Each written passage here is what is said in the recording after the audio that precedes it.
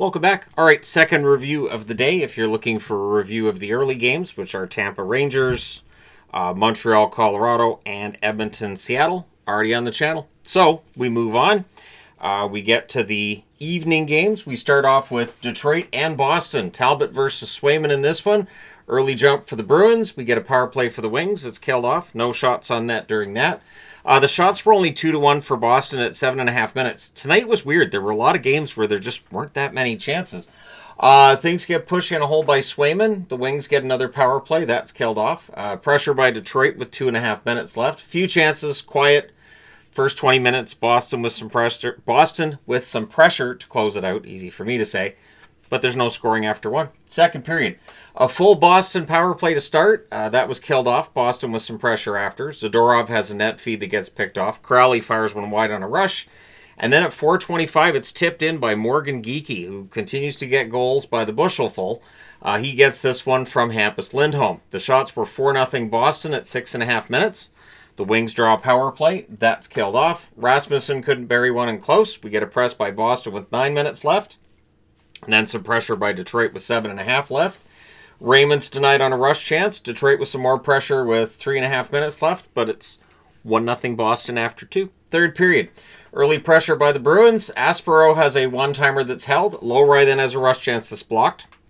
Soderblom with a near miss from the doorstep. Bruins get pinned down for a little bit, but they block the net pretty well.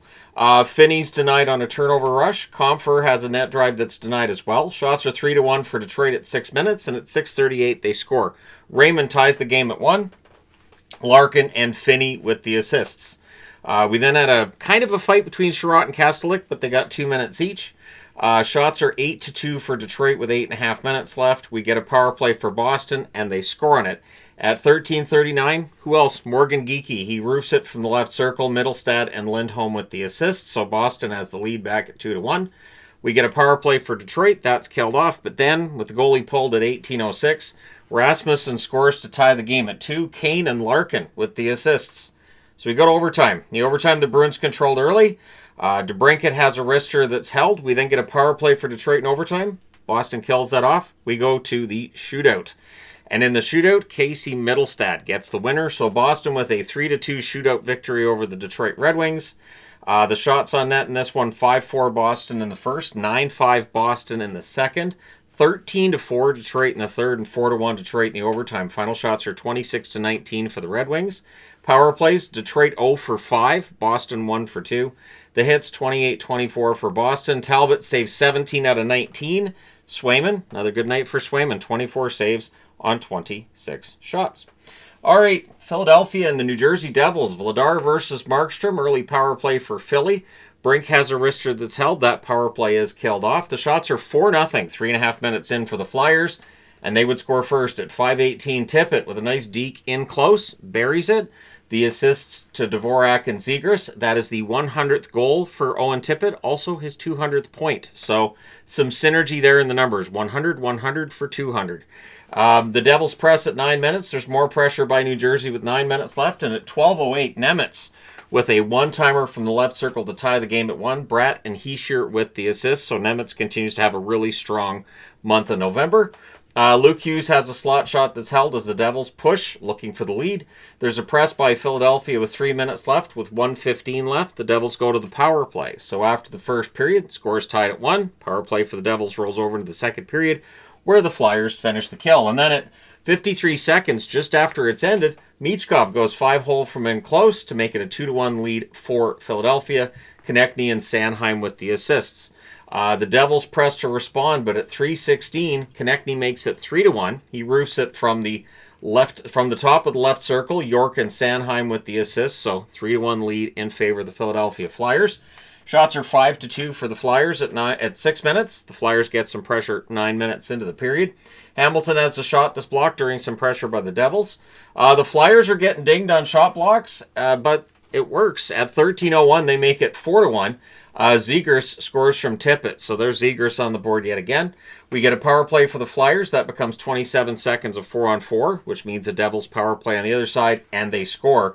At 19:32, Meyer with the power play marker. It's a rebound he buries from the doorstep. The assist to Bratt and Mercer, so that makes it 4-2, and that's your score after 2 periods of play.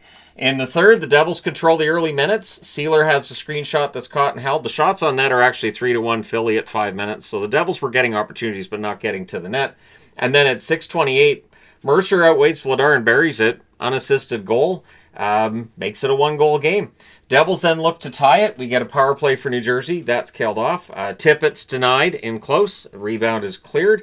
Devils go back to the power play, so Philadelphia kills that off as well. There's a press by New Jersey after it comes to an end. Konechny has a wrister that deflects wide. And then with the goalie pulled at 19:45, Tippett is awarded a goal. Doesn't actually hit the empty net, but he doesn't have to. A referee has that at his discretion if he's thinking that would have been a goal and a team committed a foul. You can get that by throwing your stick. You can get that by tripping the player, which was the case here. And so it's an awarded goal for Tippett to make your final score 5-3 for the Philadelphia Flyers. Shots on net, 8-6 Philly in the first, 14-12 New Jersey in the second, 12-11 New Jersey in the third. Final shots, 32-31 for the Devils. Power plays, Philadelphia 0-2, New Jersey 1-4. The hits, both teams had 20. Vladar saves 29 out of 32. Markstrom 27 saves on 31 shots. All right, next up, the Toronto Maple Leafs and the Pittsburgh Penguins. And Toronto did okay. So, Hildeby versus Shelovs in this. 3 minutes in, the only shot on net belongs to Pittsburgh. The Leafs pressure at 3.5 minutes are kept to the outside. Malkin has a wrister that's caught and held. And then at 6:46, Ekman-Larsson, who's heating up, he wires it from the slot on what was actually the first shot on net for Toronto. The assist to Nyes and Matthews. Penguins look to respond. They end up getting a power play, and they would score on it.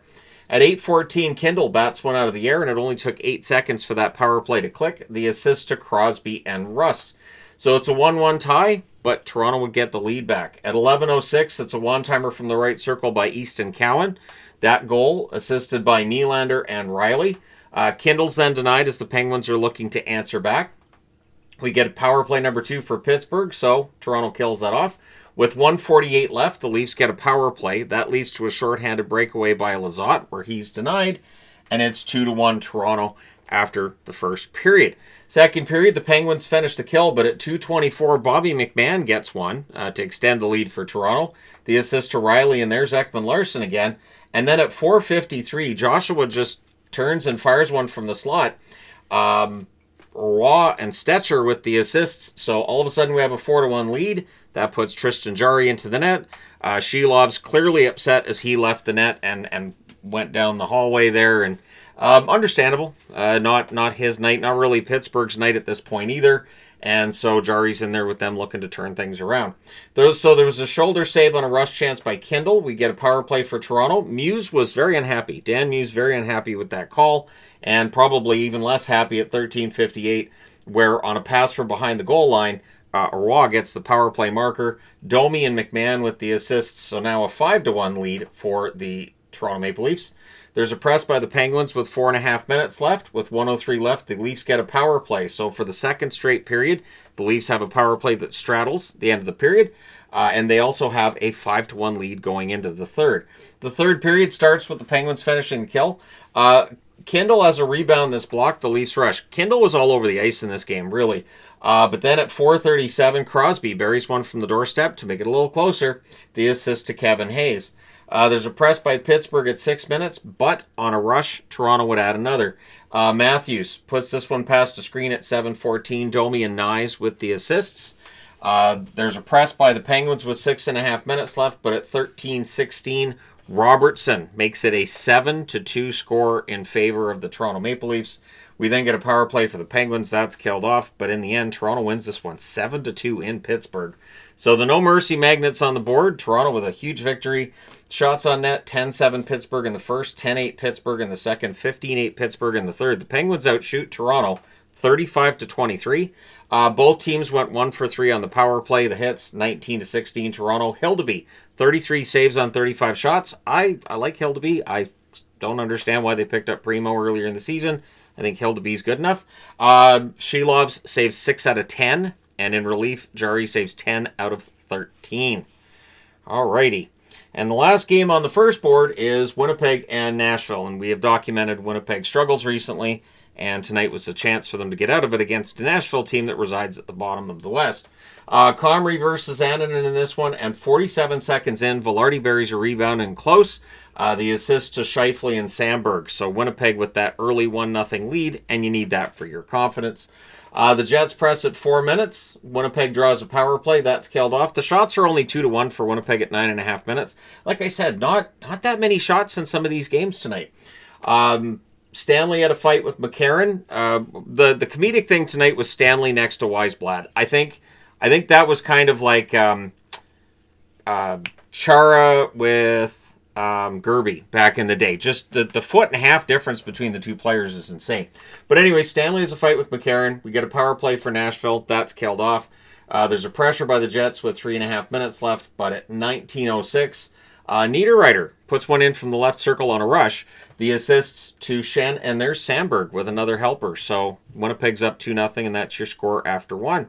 Second period, Yossi has a net drive that's saved. There's a post for O'Reilly. The Jets then clear it out. Shots are 1 apiece at 3 minutes. We get a power play for Nashville. That becomes 4-on-4. Everything gets killed off there. Perbix has a rush chance. That's held. Halfway through the game, Nashville had 8 shots on net, so not generating a whole lot of opportunities. And then at 12:18, Perfetti with a wrister from the inner slot. Nemesnikov and Taves with the assists. And Perfetti didn't really celebrate the goal that much. Just very matter-of-fact, very business-like on that one. Nashville looks to respond with 3:28 left. Nashville draws a power play, and they score on it. Blankenberg fires one through Comrie from the point at 17:02. Evangelista and Howla with the assists, so Nashville gets themselves on the board, cut the lead to 3-1. Things get pushed in a hole by Comrie. It stays 3-1 after 2 periods. We go to the third. There's a press by Nashville in a minute and a half. Yossi has a shot that's blocked. The Jets get pinned down a bit. And then at 2:45, Evangelista roofs one. Beautiful goal from the side of the net. The assists to Howla and Yossi. We then get a power play for the Jets. Nemesnikov can't bury a chance in close. That power play ends up being killed off. Connor has a rush chance that's caught and held. The shots are 3 apiece, 6.5 minutes into the third period. Yossi has a wraparound that's held. Things get kind of pushy there. And then at 9:37, Kyle Connor gets one insurance goal for the Winnipeg Jets. The assist to Shen and Velarde, so Shen with multiple assists tonight. We get a power play for Nashville. That becomes 4-on-4.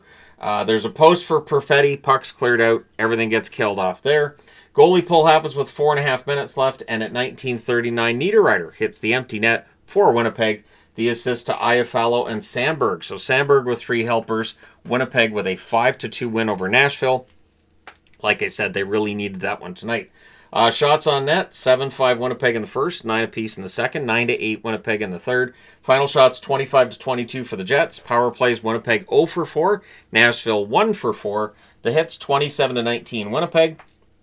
Comrie saves 20 out of 22, and Annunen saves 20 out of 24. All right, let's go to board number 2.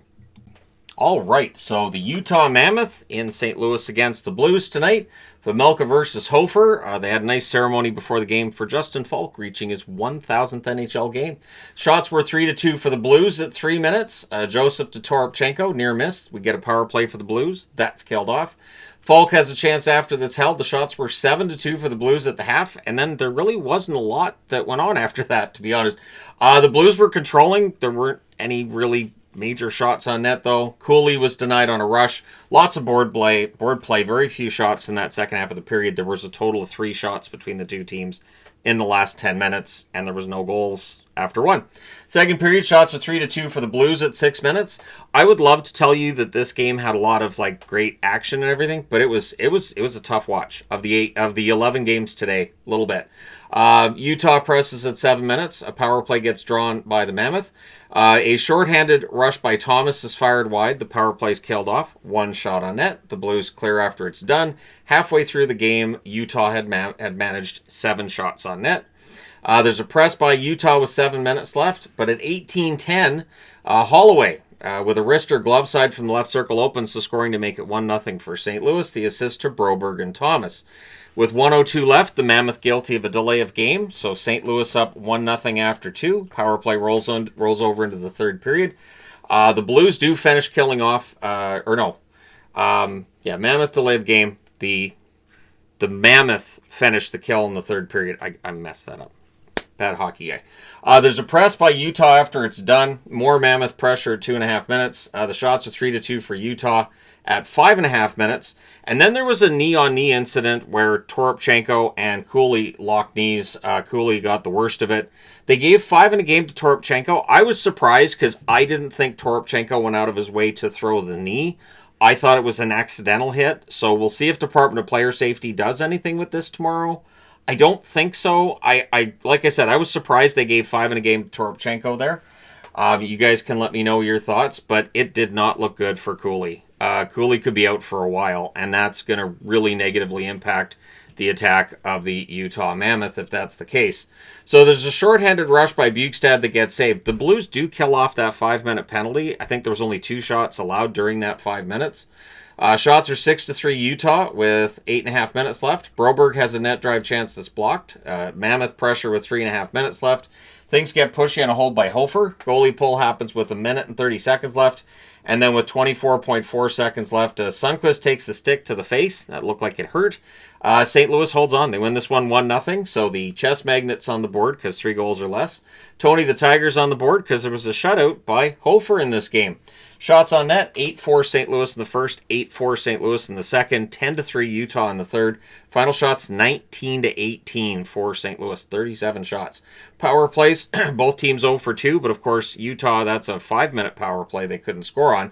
The hits, 26-20 for St. Louis. Vejmelka saves 18 out of 19, and Hofer saves all 18 shots he faced at the other end. All right, next up. Buffalo and Minnesota. So Ellis versus Gustafsson in this one. The Wild press at 2 minutes. We get a power play for Buffalo. That's killed off. Shots are 3-2 for the Sabres at 8 minutes. And at 9:37, it's a cross-ice pass and it's buried by Kaprizov. The assist to Zuccarello and Yurov. Doan couldn't bury one close after that. Gustafsson holds. Thompson has a rush chance that's then held as well. And then at 12:42, Mallenstein has one go in off of him on a net drive to tie the game at 1. Krebs and Dahlin with the assists. And then at 14:05, Minnesota gets the lead back. And it's Matt Boldy. He goes 5-hole on a steal. Nice net drive by him there to make it 2-1 for the Minnesota Wild. Sabres look to respond. There's some pressure by Minnesota with 2.5 minutes left, but it's 2-1 Minnesota after 1. Second period, the Wild draw power play. That was killed off. 3 shots on net. Shots are 5-2 for the Wild at 5 minutes. Thompson has a net feed that gets picked off. The Sabres press at 8.5 minutes. Benson can't bury one. Another hold by Gustafsson there. Shots are 7-6 Buffalo at the half. The Sabres draw a power play. That's killed off. The Wild then get a turn that becomes 1 minute and 29 seconds of 4-on-4. Everything gets killed off there. There's a press by Minnesota with 1.5 minutes left. Things get pushy at the horn on this one. It stays 2-1 Minnesota after 2. Third period. There's a near miss for Doan from the side of the net. The shots are 4-0 Buffalo 3.5 minutes in. Johansson with a near miss as the Wild gets some pressure. Bogosian fires one wide. The Sabres clear. At 6:01, Doan scores, but not quite because Zuccarello gloves it in his own net.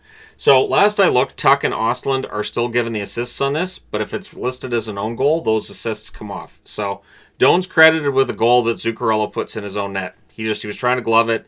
He gloved it into the net instead of beside the net, and that ties the game at 2. The Wild look to respond, but at 8 minutes, the shots are 6-2 for Buffalo. Sabres press at 8.5 minutes. The Wild draw a power play. That's killed off. It was pretty obvious this game was going to overtime in the second half of that period. Everything really tightened up. In the overtime, the Wild control early. Tuck has a wraparound that saved. Quinn has a rush chance that's turned aside, and we go to the shootout. And in the shootout, it is the rookie Noah Ostland. Yep, he gets the winner. Buffalo wins in a shootout in Minnesota because Buffalo doesn't make any sense. They beat teams they shouldn't, and they lose to teams they shouldn't as well. So it's a 3-2 shootout victory for Buffalo tonight.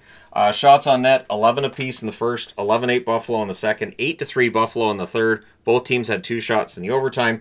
Final shots, 32-24 for Buffalo. Power plays, both teams go 0 for 3. The hits, 20-18 Buffalo. Ellis saves 22 out of 24. Gustafsson, 30 saves on 32 shots. And Minnesota's win streak ends at 7. But they do have a point streak that is still very much intact. All right, next up. San Jose and Vegas. Nedeljkovic versus Lindblom in this one. Shots were 3-0 for Vegas, 3 minutes in. Vegas presses at 4 minutes. Eventually, though, it's San Jose that opens the scoring. At 7:34, Smith goes glove side on a rush to Foley and Orlov with the assist. So San Jose with the lead in Vegas. Vegas presses for response. Eichel has a net feed that's blocked. The Sharks press with 6.5 minutes left. Hutton has a shot that's tipped wide during some pressure by Vegas, and then the puck's in the net. Hurdle wires one from the inner slot at 16:13. Dorofeev and Hutton with the assists. We now have a 1-1 tie. There's a press by Vegas with 2 minutes left. It's 1-1 after the first period. Second period, Vegas draws a power play. That's killed off. There was a press by Vegas after it ends. Smith has a rush that's denied by Lindblom, so Will Smith all over the ice tonight. Howden fires one wide on a rush of his own, and then at 5:36, it's a turnover. It's a 4-on-1. As soon as you see that, you know it's going in. Sissons gets his first goal as a member of the Vegas Golden Knights. The assist to Kolasar and Reinhart. Vegas presses for another, and eventually they find it. At 7:02, Marner buries a wraparound. Howden and Stone with the assists. So Vegas has themselves a 3-1 lead. The Golden Knights, I should say, with some pressure at the half. There's a power play drawn then by Vegas, and they score on it at 12:38. It's Hurdle with his second goal of the game against his former team. It's a point shot deflected in. Marner with that point shot, and Eichel with the secondary assist. So now it's 4-1 for Vegas. But to San Jose's credit, they don't give up. San Jose gets a power play, and they score on it at 14:40. Will Smith buries one in close on a turnover. It was Celebrini that forced that turnover and gets the only assist. Makes it 4-2. And then at 19:35, that dreaded last minute of a period, Eklund with a goal on a fast break makes it 4-3. The assist to Gaudette and Ferraro. So we have a 4-3 Vegas lead after 2. Third period, good forechecking by San Jose. A net feed to Howden, near miss. The shots are 3-1 for Vegas at 6 minutes. Holtz has a rush chance that gets blocked out. A net feed to Gaudette gets blocked at the other end. Ferraro's denied from the slot. Bowman then has a turnover chance that's saved. The Sharks press with 4.5 minutes left. Theodore's denied in the final 2.5 minutes. The Sharks call a timeout with 2 minutes and 14 seconds left. The goalie pull happens with 1:45 left. Celebrini has a screenshot that's held with 34.5 seconds left. The Sharks get a power play to make it a 6-on-4. And Lindblom ends up holding on. So does Vegas. It's the first career win in the National Hockey League for Lindblom. And Vegas wins this one 4-3. So a little closer than games we've seen between San Jose and Vegas in years past, as San Jose is no longer that team at the bottom of the league. Shots on net, 9-7 Vegas in the first, 10-9 Vegas in the second. Both teams had 5 shots in the third. Final shots, 24-21 for Vegas. Power plays, San Jose scored on the only power play they had. Vegas went 1 for 2. The hits, 25-6 for San Jose. Nedeljkovic, 20 saves on 24 shots. Lindblom saved 18 out of 21. Like I said, the shot totals tonight were low. Which brings us to our final game of the night, where the shot totals, again, were low. And it is the Vancouver Canucks in LA against the Kings. Lankinen versus Forsberg. The Canucks nearly scored early, but the puck didn't completely cross the line. So Pettersson almost had a nice goal there, but it didn't quite cross the line. Press by the Kings, by the Canucks at a minute and a half. The Kings score, offside challenge, no goal. That comes right off there. LA looks to get it back. The teams trade rushes and turnovers. The Canucks then score, but that one's offside too, so that one comes off the board. So that's 3 video reviews. This game took a long time. Shots are 4-1 Vancouver at 8.5 minutes. The Kings draw a power play. That's killed off. We get a power play for Vancouver, so LA kills that off as well. And then at 17:19, Kopitar wires one from the slot. The assist to Kempe and Dumoulin makes it 1-0 LA. That's our score after the first period. Second period, there's an early penalty by Kane, so Kings to the power play. Kempe has a one-timer that's caught and held. The power play's killed off, and then Kane scores out of the box. Yep, on a breakaway out of the box at 2:51, he gets the goal from O'Connor and Myers. We have ourselves a 1-1 tie. Canucks press for the lead. There's a post for Hronik on a turnover. Canucks pressure at 7 minutes. We get another power play for the Vancouver Canucks. That leads to a shorthanded fast break by Moore. That chance gets held by Lankinen. So the power play gets killed off, so the Canucks get another power play, so the Kings go, fine. They kill that one off as well. Kane goes back to the box, and then it looked like it was going to be a double minor, a minute and 15 seconds of 4-on-4. The review shows the puck hit Marcus Pettersson in the face, but there was an angle too that it looked like the stick hit his face and caused his face to bleed, but they decided no penalty on the play. At any rate, the Canucks do finish the kill. Canuck fans not happy with that call, and it's 1-1 after 2 periods of play. Third period, Kings press a minute and a half in. Kempe gets tonight on a face-off win. There were a lot of chances off face-offs for the Kings tonight. They were trying to get those quick strikes in. Armia's got a fast break chance that's held. We get a power play for the Kings. Kopitar has a bank attempt that fails. That power play is killed off. The teams trade rushes and turnovers. Hronek has a screenshot that's held. LaFerriere to Dano. There's a near miss there. DeBrusk misses one wide via a 2-on-1 rush. The shots were 8-6 for the Kings with 4.5 minutes left, but it was pretty obvious we were going to overtime. So we go to overtime. The Kings controlled early. The Canucks take over. They set up. Lankin and poke checks Fiala after a turnover. The Kings were a post away from victory, and then they got the victory. At 3:58, Kempe gets his third OT winner of the season, apparently. Byfield and Fiala with the assists. The LA Kings win 2-1 in overtime, so the chess magnet's on the board. Shots on net, 7-6 LA in the first, 6 apiece in the second, 9-7 LA in the third. Both teams had one shot in the overtime. The Kings the shot that matters. Final shots 23-20 for the LA Kings. Power plays Vancouver 0 for 3, LA 0 for 4.